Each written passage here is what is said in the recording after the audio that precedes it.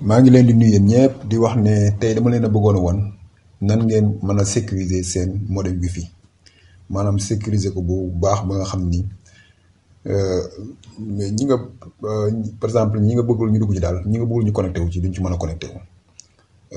léegi nag modem wifi su ma ko dee wax mooy bi nga xam ne nii moom la la opérateur di jox mooy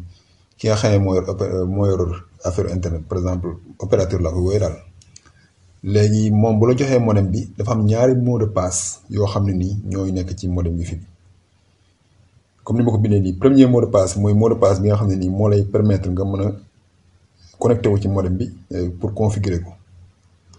kooku pour configurer modem bi la. deuxième mot de passe bi nag moom presque ñëpp xam nañ ko mooy mot de passe bi nga xam ne nii mooy ñiy jëfandikoo wifi bi mot de passe boobu la ñuy utiliser ci seen appareil pour mën a connecté wu. loolu laa bëggoon pour def différence pour ngeen xàmmee ko léegi nag parce que ñu bari am na ñu bari ñoo xam ne xamuñu loolu dañuy jàpp ne mot de passe benn wifi bi moom benn mot de passe la rek ci ngay mën a def lépp daal alors que ñaari mot de passe yooyu moo am mot de passe bi premier bi pour configurer la deuxième bi mooy moom la ñi nga xam ne ñooy jëfandikoo réseau bi moom la ñuy jël dugal ko seen appareil pour mën a connecté wu loolu je pense que war ngeen ko comprendre léegi ñu dem ci par exemple booy soog a jënd modem bi maanaam bu la opérateur bi soog a jox modem bi da lay jox ñaari mot de passe yooyu lu ci ëpp léegi premier mot de passe bi ni nga koy utiliser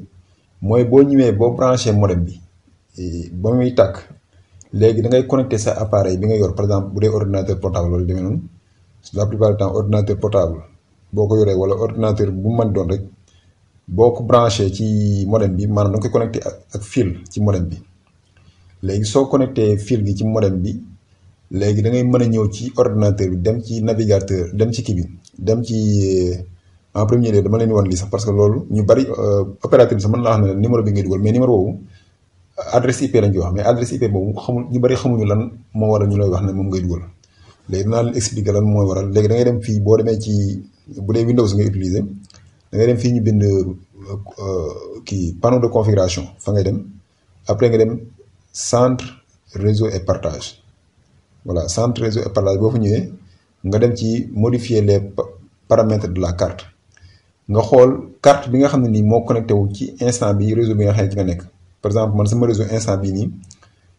dama ko configuré ba pare maa ngi ko bindee sama wifi nii la tudd mi ngi tudd lii terme anglais do not enter mooy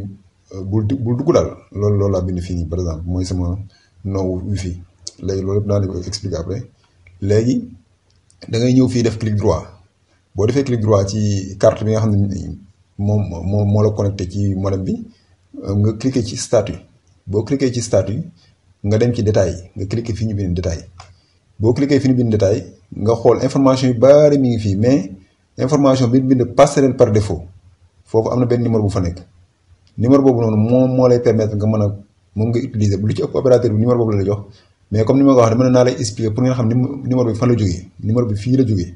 parce que boo connecté woo automatiquement numéro bii nii moom la ñuy adresse IP moom moo lay permettre mooy numéro bi nga xam ne moom la en quelque sorte modem bi di utiliser ñu di ko man sama pour sama exemple fii passerelle par défaut bi lu ci ëpp 192 la point 168.1.1 ñu ci bari sax lu ci ëpp. kii boobu la leen jox adresse IP bi ngay am mais fii lay jógee léegi soo xamee adresse IP bi ba pare da ngay ñëw ci navigateur benn navigateur lu mel ne Google Chrome mën nañ ko ubbi nii quoi léegi ma ubbi fi benn fenêtre dem ci navigateur bi da ngay dugal kii boobu ma ne adresse IP boobu ma ne wax 192 la nga def point def 168 def. point def 1 xam nga daal di bës nga bës entrée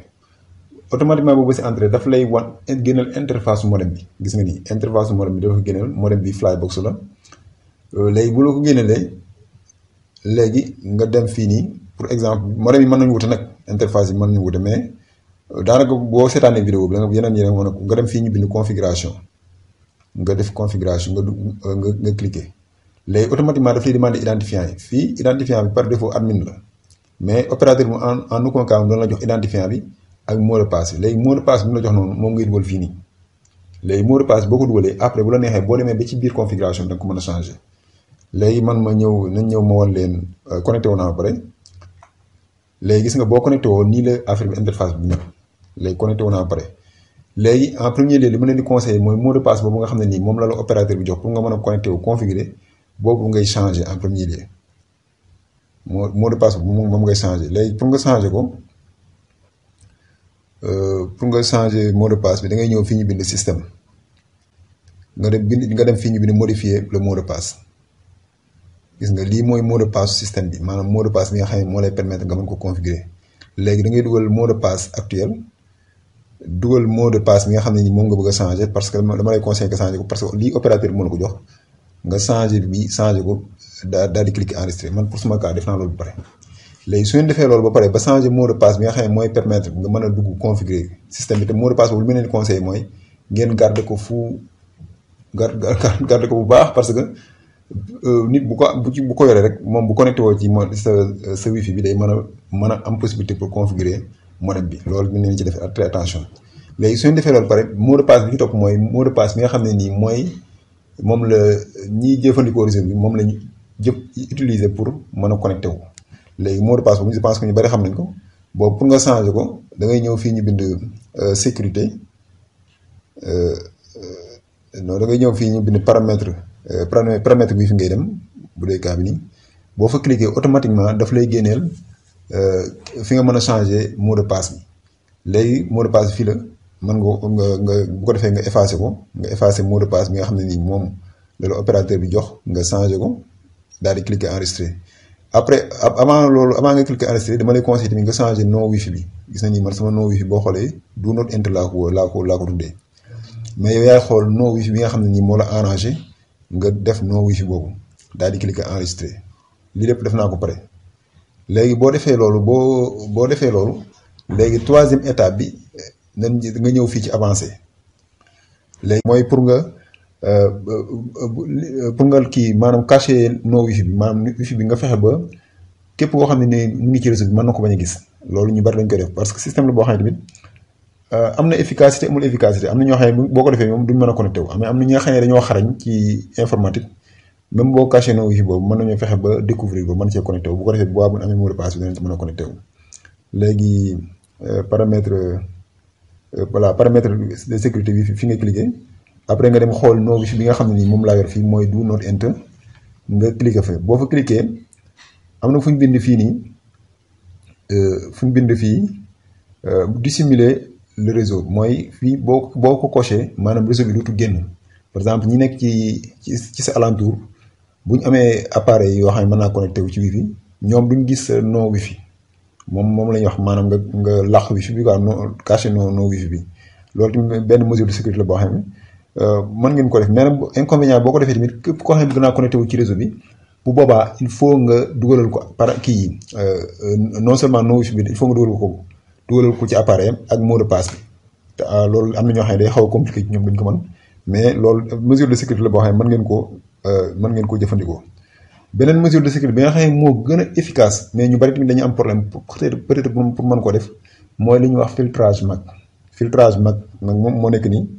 filtrage MAC moom dafa nekk loo xam ne il faut nga xam lan mooy MAC adresse moom dafa nekk benn genre adresse boo xam ne machine bu ne bokkule ko su morom léegi man fii sama adresse MAC bu dee sama machine nii comme exemple bi ma leen doon wan nii bu ngeen ñëwee fii sama adresse MAC moo nekk nii